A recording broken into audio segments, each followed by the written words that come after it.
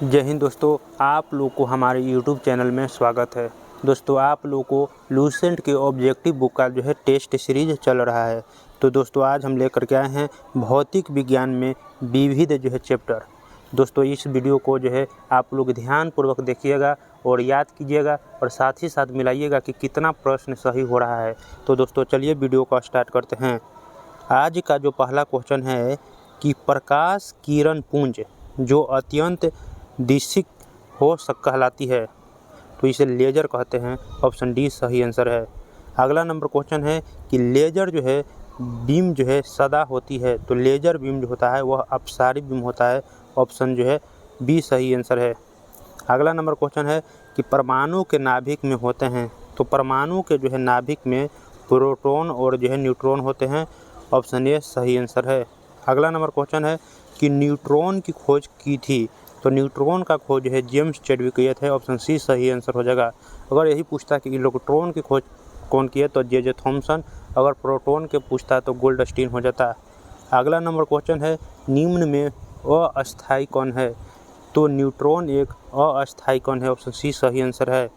अगला number question है कि जिस तत्व के परमाणु में 2 प्रोटॉन, 2 न्यूट्रॉन और 2 इलेक्ट्रॉन हो, उस तत्व का द्रव्यमान संख्या कितना होता है। तो द्रव्यमान संख्या होता है प्रोटॉन और न्यूट्रॉन के योग के बराबर होता है। तो 2 प्रोटॉन और 2 न्यूट्रॉन मिलकर बनाएगा 4, तो द्रव्यमान संख्या 4 होगी। ऑप्शन बी सही आंसर है। अगला है नाभि का आकार है, तो नाभि का आकार 10⁻⁻15 मीटर होता है। ऑप्शन डी सही आंसर है। अगला नंबर क्वेश्चन है कि पॉजिट्रॉन की खोज किसने की थी, तो पॉजिट्रॉन की खोज एंडरसन किए थे। ऑप्शन डी सही आंसर है। अगला नंबर क्वेश्चन है कि हाइड्रोजन परमाणु के न्यूक्लियस में प्रोटॉन की संख्या होती है, तो हाइड्रोजन परमाणु के न्यूक्लियस में 1 प्रोटॉन की संख्या होता है। ऑप्शन बी सही आंसर है। अगला नंबर क्वेश्चन है कि इलेक्ट्रॉन की खोज की थी, तो अभी बतलाए कि इलेक्ट्रॉन की खोज जे थॉमसन किए थे। ऑप्शन ए सही आंसर है। अगला है कि किसी तत्व की परमाणु संख्या डॉट की संख्या है, तो नाभिक में प्रोटॉन जितना रहेगा उतना ही परमाणु संख्या होगा। ऑप्शन सी सही आंसर है। अगला नंबर क्वेश्चन है कि परमाणु में प्रोटॉन रहते हैं, तो परमाणु में प्रोटॉन जो होता है वह नाभिक के भीतर रहता है। ऑप्शन ए सही है। अगला नंबर क्वेश्चन है कि इलेक्ट्रॉन वहन करता है, तो इलेक्ट्रॉन 1 यूनिट ऋणावेश। ऑप्शन ये सही आंसर है, 1 यूनिट ऋणावेश। अगला नंबर क्वेश्चन है कि समस्थानिक परमाणुओं में, समस्थानिक में परमाणु संख्या जो होता है वह समान होता है। परमाणु संख्या कहिए या प्रोटॉन की संख्या, प्रोटॉन की संख्या समान होता है, जबकि परमाणु भार या न्यूट्रॉन की संख्या भिन्न भिन्न होती है। ऑप्शन ए सही आंसर है कि प्रोटॉन की संख्या समान होती है, या दे सकता है कि परमाणु संख्या भी समान दे सकता है।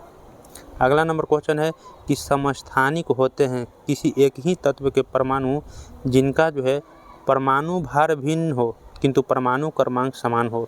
ऑप्शन बी सही आंसर है। समस्थानिक में परमाणु क्रमांक समान होता है, लेकिन द्रव्यमान अगर परमाणु भार भिन्न भिन्न होता है या न्यूट्रॉन की संख्या भिन्न भिन्न होता है। अगला नंबर क्वेश्चन है किसी परमाणु नाभिक का आइसोटोप वह नाभिक है जिसमें आइसोटोप समस्थानिक को ही कहा जाता है। इसमें प्रोटॉन की संख्या वही होती है, परंतु न्यूट्रॉन की संख्या भिन्न होती है। ऑप्शन बी सही आंसर है। अभी हमने बतलाया कि समस्थानिक में कहिए परमाणु संख्या समान या प्रोटॉन की संख्या समान, और परमाणु भार भिन्न या न्यूट्रॉन की संख्या भिन्न, यही दिया हुआ रहता है। अगला नंबर क्वेश्चन है कि ऐसे 2 तत्वों जिनमें इलेक्ट्रॉन की संख्या भिन्न भिन्न हो परंतु जिनकी द्रव्यमान संख्या समान हो, तो द्रव्यमान संख्या समान है तो समभारिक। ऐसे द्रव्यमान को भार कहते हैं। याद करने के लिए सम मान बराबर भार माने जिसमें भार बराबर हो। ऑप्शन बी सही आंसर है। अगला नंबर क्वेश्चन है ऐसे परमाणु जिनके परमाणु क्रमांक समान परंतु परमाणु द्रव्यमान भिन्न भिन्न होते हैं कहलाते हैं, तो परमाणु द्रव्यमान भिन्न भिन्न है तो समस्थानिक कहते हैं। ऑप्शन बी सही आंसर है। अगला नंबर है कि किसी तत्व के सर्वाधिक समस्थानिक होते हैं, तो इसमें सीजियम का सर्वाधिक समस्थानिक है। अगला है परमाणु जिनमें प्रोटॉन की संख्या समान परंतु न्यूट्रॉन की संख्या भिन्न भिन्न रहती है क्या कहलाते हैं, तो ये भी समस्थानिक होगा। ऑप्शन डी सही आंसर है। अगला नंबर क्वेश्चन है, एक भारी नाभिक के दो हल्के नाभिकों में टूटने की प्रक्रिया को कहते हैं। जब एक भारी नाभिक जो है दो हल्के नाभिक में टूटेगा तो उसे नाभिकीय विखंडन कहते हैं। ऑप्शन बी सही है। अगला है, परमाणु बम का सिद्धांत आधारित है। तो परमाणु बम जो होता है वह नाभिकीय विखंडन पर होता है। ऑप्शन बी सही है। अगला नंबर क्वेश्चन है कि हाइड्रोजन बम आधारित है। तो हाइड्रोजन बम जो होता है वह नाभिकीय संलयन पर आधारित होता है। ऑप्शन ए सही है। अगला नंबर क्वेश्चन है कि सबसे पहला जो है नाभिकीय रिएक्टर बनाया था। तो सबसे पहले जो है नाभिकीय रिएक्टर फर्मी बनाए थे। ऑप्शन डी सही आंसर है। अगला नंबर है, हाइड्रोजन बम जो होता है किसके सिद्धांत पर आधारित है। तो हाइड्रोजन बम जो होता है वह अनियंत्रित संलयन प्रतिक्रिया होती है। ऐसे हाइड्रोजन बम में जो है संलयन प्रतिक्रिया होती है और अनियंत्रित हो जाएगा। ऑप्शन बी सही आंसर है। अगला नंबर क्वेश्चन है कि सर्व प्राचीन सेल समूह की आयु आंकी जाती है। तो सर्व प्राचीन सेल समूह की आयु जो है के आर्गन विधि से। ऑप्शन ए सही आंसर हो जाएगा।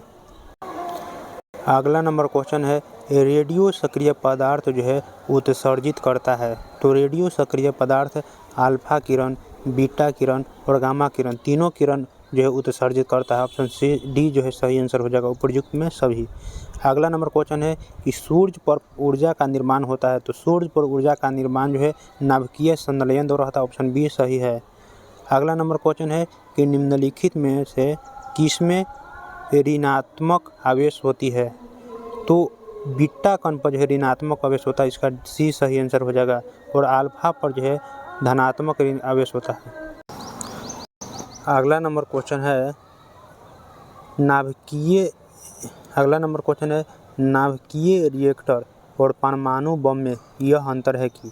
तो नाभिकीय रिएक्टर जो होता है उसमें जो है श्रृंखला जो अभिक्रिया होती है वह नियंत्रित होती है, जबकि जो है परमाणु बम में अनियंत्रित होता है। ऑप्शन बी सही है कि नाभिकीय रिएक्टर में श्रृंखला अभिक्रिया नियंत्रित होती है। अगला नंबर क्वेश्चन है कि नाभिकीय रिएक्टर के निर्माण में निम्नलिखित में से कौन सा एक अनिवार्य है। तो जर्कोनियम जो है अनिवार्य है। ऑप्शन सी सही आंसर है।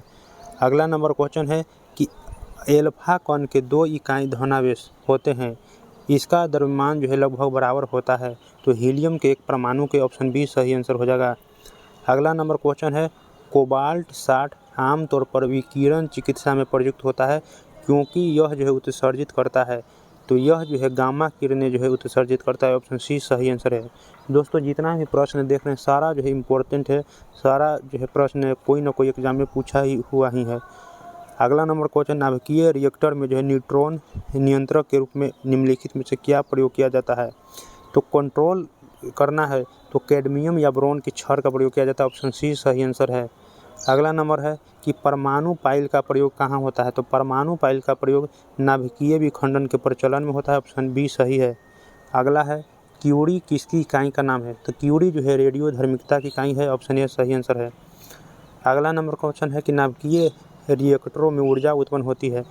तो नाभिकीय रिएक्टर में जो है नियंत्रित जो है विखंडन द्वारा होता है। ऑप्शन सी सही आंसर है।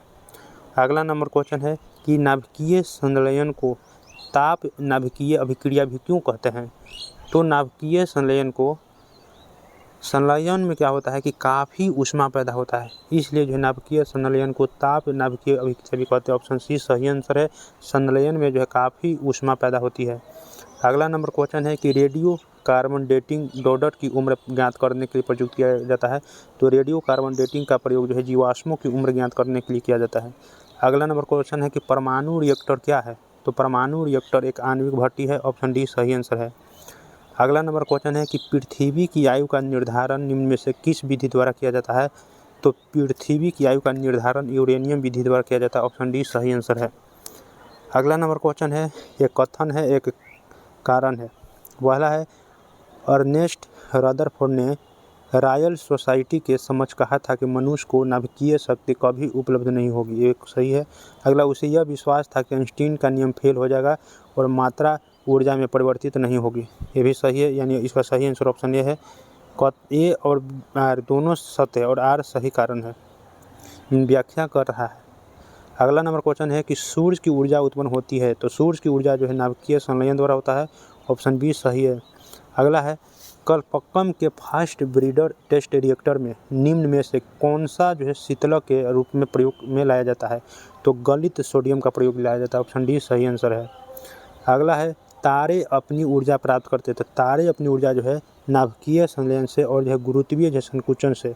ऑप्शन ए हो जाएगा सही, ए और 1 तथा 2। अगला है कि नाभिकीय रिएक्टर में भारी जल का प्रयोग किस रूप में किया जाता है? तो भारी जल का प्रयोग जो है मंदक रूप में करते हैं। ऑप्शन ए सही है। अगला नंबर क्वेश्चन है सूची 1 को सूची 2 के साथ मिलान करना है। पहला है आर्सेनिक जो 74, इसका प्रयोग ट्यूमर के रूप में करते हैं। ए का 3 जिसमें है ए का 3 केवल जो है सी में है। ऑप्शन सी सही आंसर है। इसे मिला देते हैं। कोबाल्ट 60 का प्रयोग जो है कैंसर में, आयोडीन 131 का प्रयोग जो है थायराइड ग्रंथि की सक्रियता में, और सोडियम 24 का रक्त जो है व्यतिक्रम में। अगला नंबर क्वेश्चन है दोस्तों, अगर इस तरह का आपको प्रश्न मिलता है तो सबसे पहले जो आपको आता है वही मिलान कीजिए, ये ना कि 12 क्वेश्चन दे करके छोड़ना नहीं है। मान लिया जाए कि आपको एक ही क्वेश्चन आ रहा है, उसी से सही हो जा रहा है, तो छोड़ने से क्या फ़ायदा। अगला नंबर क्वेश्चन है कि द्रव्यमान ऊर्जा संबंध किसका निष्कर्ष है? तो द्रव्यमान ऊर्जा संबंध जो है सापेक्षता का समान सिद्धांत है। ऑप्शन बी सही है। अगला है सौर ऊर्जा को बिजली में परिवर्तित करने के लिए कौन सी युक्ति प्रयुक्त की जाती है? तो सौर ऊर्जा को बिजली में प्रयुक्त करने के लिए प्रकाश वोल्टीय सेल का प्रयोग किया जाता है। ऑप्शन सी सही आंसर है। अगला नंबर क्वेश्चन है कि बेरियम एक जो है उपयुक्त रूप में रोगियों को पेट के एक्स किरण परीक्षण से पूर्व खिलाया जाता है, क्योंकि जो है बेरियम जो है एक्स किरणें का एक अच्छा अवशोषक है और इससे चित्र में पेट की जो है स्पष्टता से देखने में सहायक मिलती है। ऑप्शन सी सही आंसर हो जाएगा। अगला है कूलिज नलिका का प्रयोग क्या उत्पन्न करने के लिए किया जाता है? तो कूलिज नलिका का प्रयोग जो है एक्स किरण उत्पन्न के लिए किया जाता है। ऑप्शन सी सही है। अगला नंबर क्वेश्चन है कि परमाणु बम के विस्फोट में भारी मात्रा में ऊर्जा किसके कारण निकलती है? तो द्रव्य का ऊर्जा में परिवर्तन होता है। ऑप्शन ए सही है। अगला है अति चालकता किस तापमान पर अत्यधिक आर्थिक महत्व की हो सकती है, जिससे लाखों रुपया की बचत होगा? अगर अति चालकता जो है समान तापमान पर होगा ना तो काफ़ी जो है रुपया का जो है बचत होगा। ऑप्शन सी सही आंसर है, क्योंकि जो है अति चालकता का अति निम्न ताप पर होता है और अति निम्न ताप करने के लिए काफ़ी खर्च करना पड़ता है दोस्तों। अगला नंबर क्वेश्चन है एक्स किरणों का उपयोग क्रिस्टल संरचना के अध्ययन के लिए किया जाता है, क्योंकि जो है एक्स किरण की तरंगदैर्घ्य जो होता है तथा क्रिस्टल के अंतर परमाणु की दूरी की परिमाण की कोटि समान होती है। ऑप्शन बी सही आंसर है। अगला है निम्न में से कौन सा धातु अर्धचालक की तरह ट्रांजिस्टर में प्रयोग होती है? तो जर्मेनियम। ऑप्शन बी सही आंसर हो जाएगा। जर्मेनियम अर्धचालक का प्रयोग जो है ट्रांजिस्टर में किया जाता है। अगला नंबर क्वेश्चन है कि प्रकाश विद्युत प्रभाव धातु के सतह से किस स्थिति में इलेक्ट्रॉन को निष्कासन के रूप में व्याख्यातित किया जाता है? तो ऑप्शन डी सही आंसर। उपयुक्त तरंगदैर्घ्य का प्रकाश उस पर गिरे जिससे जो इलेक्ट्रॉन निकलता है। अगला नंबर क्वेश्चन है कि पी तथा एन प्रकार के दो अर्धचालक है जब संपर्क में लाए जाते हैं तो वे जो पीएन संधि बनाते हैं वह किस रूप में कार्य करता है? तो दिष्टकारी के रूप में कार्य करता है। ऑप्शन डी सही आंसर है। अगला नंबर क्वेश्चन है कि सेमीकंडक्टर में उसके प्रयोग के आधार पर उपयुक्त अशुद्धियाँ किस लिए मिलाई जाती है? अशुद्धियाँ मिलाने से क्या होता है कि उसकी विद्युत चालकता बढ़ाने के लिए। ऑप्शन ए सही आंसर है। अगर किसी अर्धचालक में सेमीकंडक्टर में अगर आप अशुद्धि मिलाते हैं तो उसकी विद्युत चालकता बढ़ जाता है। अगला नंबर क्वेश्चन है एनपीएन ट्रांजिस्टर पीएनपी ट्रांजिस्टर की तुलना में श्रेष्ठ होते हैं, क्योंकि इसमें इलेक्ट्रॉन का प्रवाह जो है अधिक होता है एनपीएन ट्रांजिस्टर में, इसलिए जो है एनपीएन ट्रांजिस्टर पीएनपी ट्रांजिस्टर की तुलना में श्रेष्ठ होता है। ऑप्शन सी सही आंसर है। अगला है डायोड एक प्रयुक्ति है जो धारा को केवल एक ही दिशा में प्रवाहित होने देती है। ऑप्शन ए सही आंसर है। अगला नंबर क्वेश्चन है अगर पूछेगा डायोड का खोज किसने किया तो फ्लेमिंग किए थे।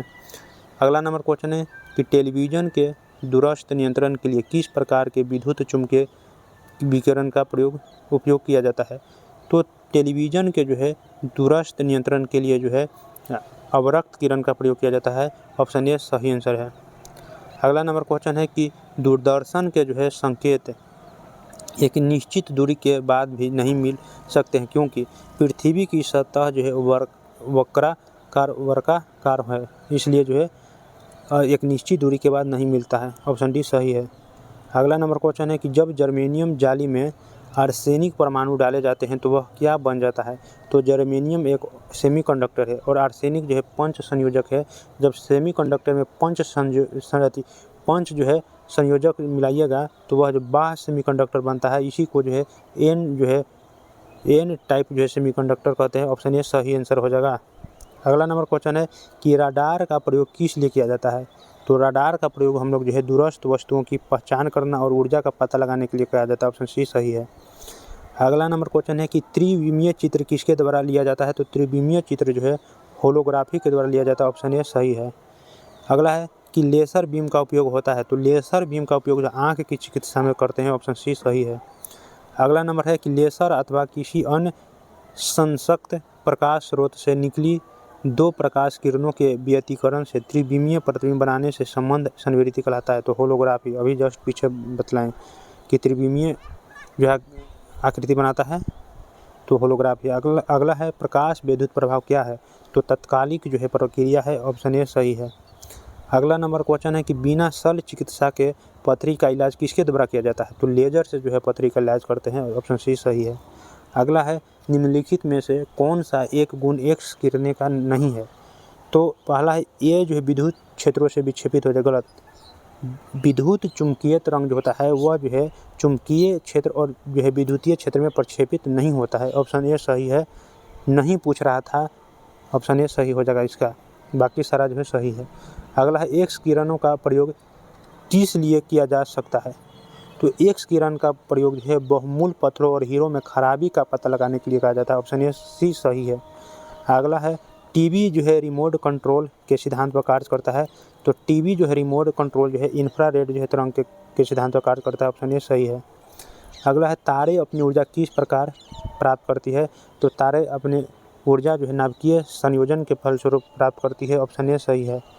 अगला है एक हाल ही में खोजे गए उच्च तापीय अतिचालक है? तो सिरेमिक जो है ऑक्साइड। ऑप्शन सी सही है। अगला है एकीकृत परिपथ में प्रयुक्त अर्धचालक चिप निम्न की बनी होती है? तो सिलिकॉन के बना होता है। ऑप्शन सी सही है।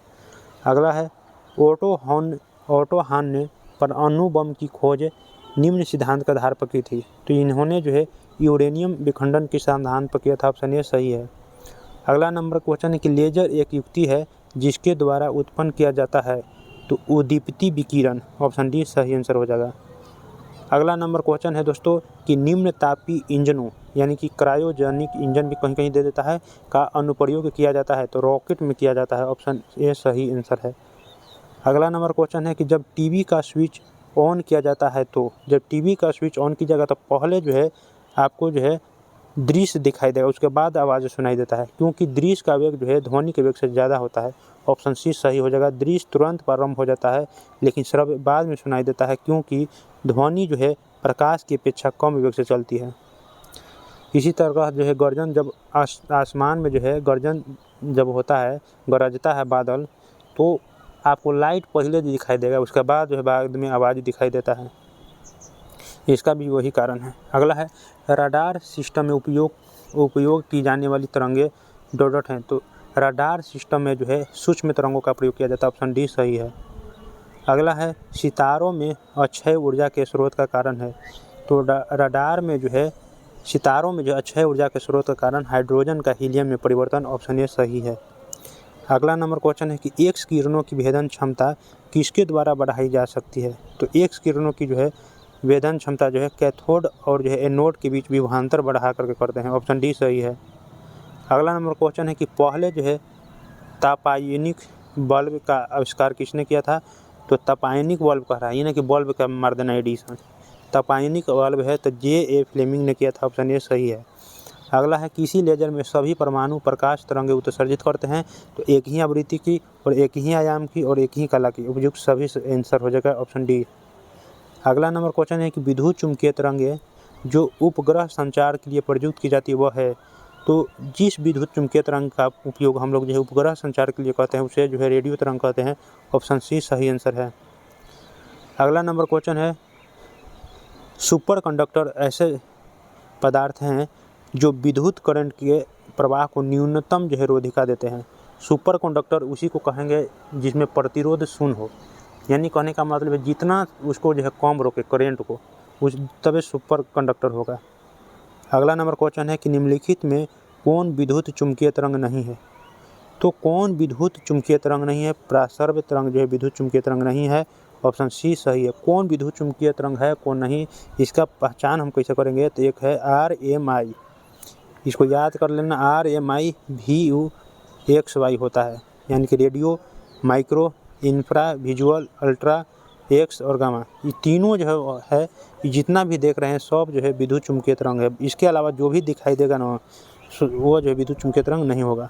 अगला है सुपर कंडक्टर की चालकता कितनी होती है? तो सुपर कंडक्टर की चालकता असीमित होता है। ऑप्शन ए सही है। अगला है प्रकाशीय वोल्टीय सेल होते हैं तो सौर सेल। ऑप्शन ए सही आंसर हो जाएगा। अगला है आइंस्टीन को नोबेल पुरस्कार से सम्मानित किया गया था, किस लिए आइंस्टीन को नोबेल पुरस्कार मिला था? तो प्रकाश विद्युत प्रभाव के लिए। ऑप्शन ए सही है। अगला नंबर क्वेश्चन है निम्नलिखित में से किस प्रकार के विकिरण का तरंगदैर्घ्य न्यूनतम होता है? तो पराबैंगनी का जो है तरंगदैर्घ्य न्यूनतम होता है डी। ये अभी बतलाएं कि RMI VUXY। आप जैसे जैसे इधर जाइएगा ना तो लेमडा जो है वो घटेगा, कम होता चलेगा। इधर जाइएगा तो कम होगा, तो पराबैंगनी का जो है सबसे कम होता है। इसमें जो है रेडियो हो गया, यहाँ पर रेडियो तरंग हो गया, दृश्य विजुअल यहाँ पर ही है, अवरक्त यहाँ पर ही है और गामा यहाँ पर ही है। अगला नंबर क्वेश्चन है कि निम्नलिखित में किस प्रकार के विकिरण का तरंगदैर्घ्य न्यूनतम होता है? तो अभी हमने बताया कि पराबैंगनी का। ऑप्शन बी जो दिया हुआ इसमें पराबैंगनी का जो है अल्ट्रा वायलेट, इसी को अल्ट्रा वायलेट कहा जाता है। RMI VUXY याद कर लेना। तो अल्ट्रा ये जो देख रहे हैं अल्ट्रा यहाँ पर इधर जाइएगा तो तरंगदैर्घ्य क्या होता है? कमता है, ठीक। और इधर जाइएगा तरंगदैर्घ्य कमेगा, रेडियो तरंगदैर्घ्य ज़्यादा है। और जो है यहाँ पर जो है अवरक्त इंफ्रा यहाँ पर है, और जो दृश्य विजुअल यहाँ पर ही है, और उसके बाद जो है अल्ट्रा है बाद में। तो यहाँ पर सबसे कम इधर हो जाएगा, इधर जा रहे हैं तो कम रहा है, इसे अल्ट्रा वायलेट का जो है तरंगदैर्घ्य न्यूनतम होगा। अगला नंबर क्वेश्चन है विद्युत चुम्बकीय तरंग जो उपग्रह संचार के लिए प्रयुक्त की जाती है वह है? तो रेडियो तरंग है। ऑप्शन सी सही आंसर है। अगला नंबर क्वेश्चन है कि निम्नलिखित में से कौन सा एक गुण एक्स किरणों का नहीं है? तो ये जो है विद्युत क्षेत्रों से विक्षेपित हो जाती है, गुण नहीं है। ये विद्युतीय क्षेत्र और चुंबकीय क्षेत्र में जो होता है वह विक्षेपित नहीं होता है। ऑप्शन ए सही है। ये दोनों क्वेश्चन पीछे हम लोग बना दिए थे। अगला नंबर पे पराबैंगनिक प्रकाश के संदर्भ में निम्नलिखित में से कौन सा कथन सही नहीं है? तो जितना भी देख रहे हैं आपको जो विद्युत चुम्बकीय तरंग सब एक अनुप्रस्थ तरंग है, लेकिन यहाँ पर दिया है कि यह एक अनुदैर्घ्य तरंग है, जो कि गलत है। ऑप्शन सी सही है, नहीं कह रहा है।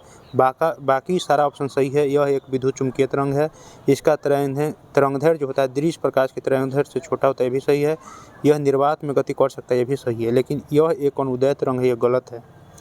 अगला है निम्न में से कौन सा विद्युत चुम्बकीय तरंग का उदाहरण नहीं है? तो अभी हमने बताया RMI VUXY, तो इसमें पाराध्वनि तरंग नहीं आया था। गामा भी आया था, एक्स विकिरण पराबैंगनी भी आया था।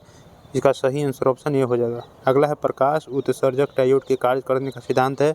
तो वैद्युत संदीप्ति पर। ऑप्शन ए सही आंसर है। तो दोस्तों इसी तरह के वीडियो को देखने के लिए हमारे जो है चैनल से जुड़े रहिए। जो विद्यार्थी हमारे इस चैनल पर नए हैं तो चैनल को लाइक करें, सब्सक्राइब करें, साथ ही इस वीडियो को शेयर करें ताकि उनको भी लाभ हो।